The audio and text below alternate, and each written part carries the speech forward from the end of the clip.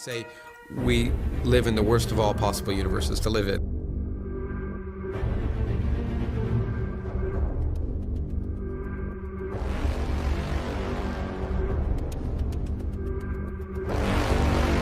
For the future of life. So much for intelligent design. But you can show that among all universes that are continuing to expand forever, a universe which is accelerating.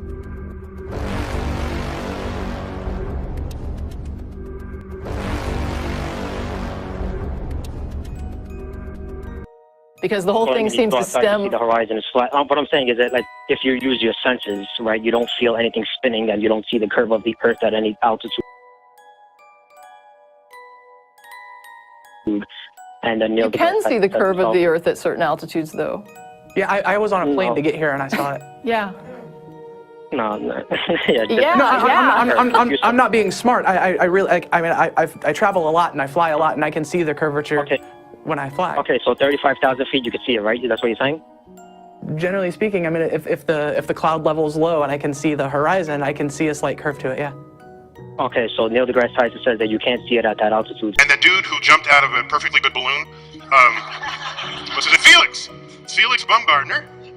He would have been about 2 millimeters above the surface of this globe. That's his edge of space jump.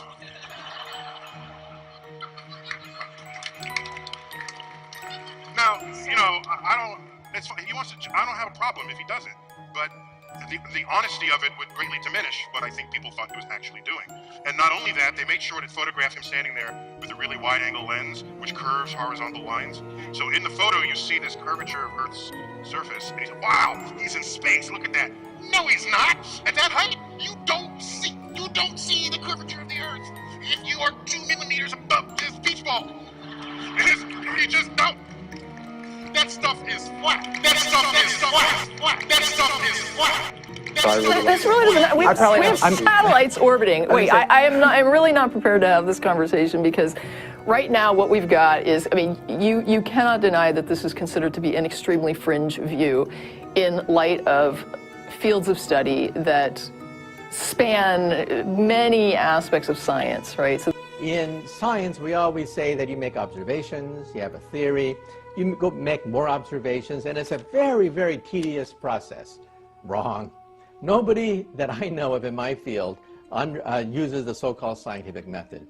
In our field, it's by the seat of your pants. It's leaps of logic. It's guesswork. It's guesswork. It's guesswork. This is not. But to Galileo, and you could let him know how he feels about that. When people told him like how he thought that the Earth was rounded, and he was on the fringe and everything, right? So that's and believe me, if it turns out that one day this is consensus, I will say, dang, I have to eat my hat. Astronauts are really, really good at making pictures in space that look like you've never left the planet. In fact, it's almost hard-pressed to tell whether you're in space or not in this picture. I'd go to the moon in a nanosecond. The problem is we don't have the technology to do that anymore. We used to, but we destroyed that technology, and it's a painful process to build it back again.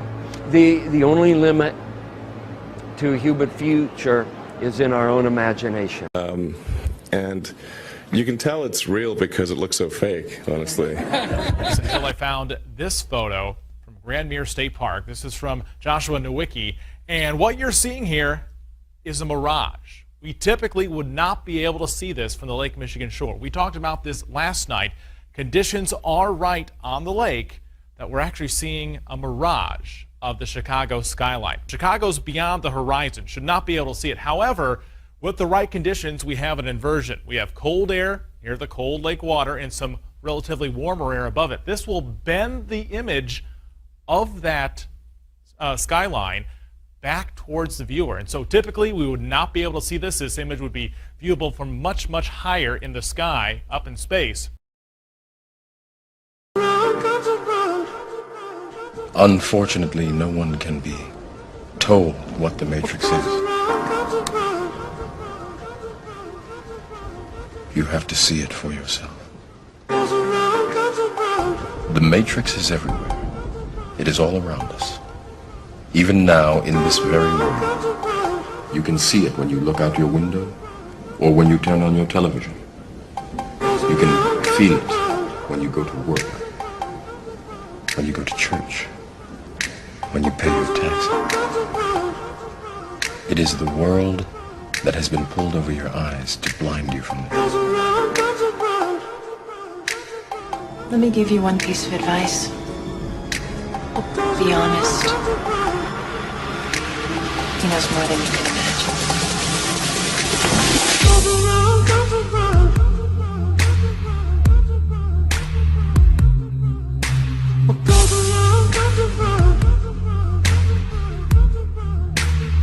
So why your love went away?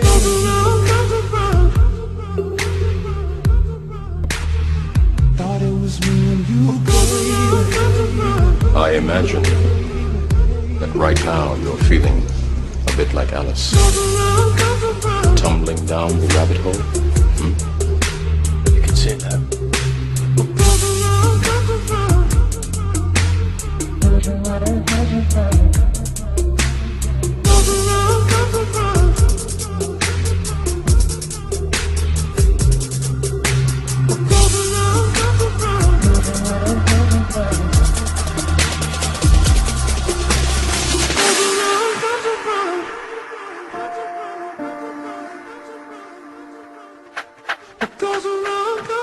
Unfortunately, no one can be told what the Matrix is.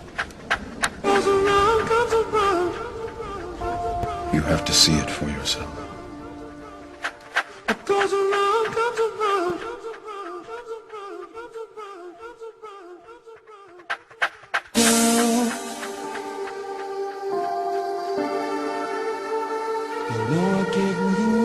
You have the look of a man who accepts what he sees because he is expecting to wake up. So why your love went away?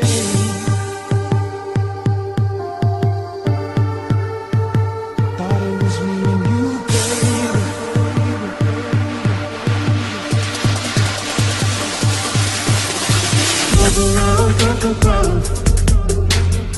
The Matrix is everywhere. It is all around us.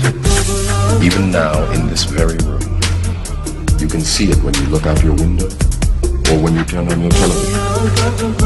You can feel it when you go to work, when you go to church, when you pay your taxes.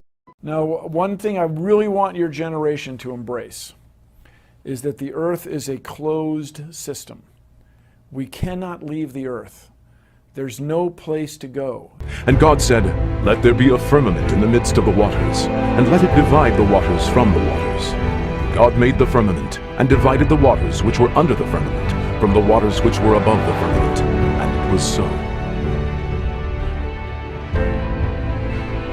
For God so loved the world, that he gave his only begotten Son, that whosoever believeth in him should not perish, but have everlasting life. For God sent not his Son into the world to condemn the world, but that the world through him might be saved. He that believeth on him is not condemned, but he that believeth not is condemned already, because he hath not believed in the name of the only begotten Son of God.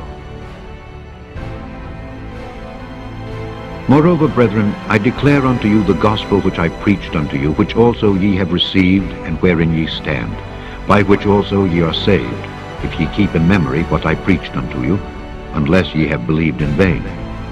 For I delivered unto you first of all that which I also received, how that Christ died for our sins according to the Scriptures, and that he was buried, and that he rose again the third day according to the Scriptures,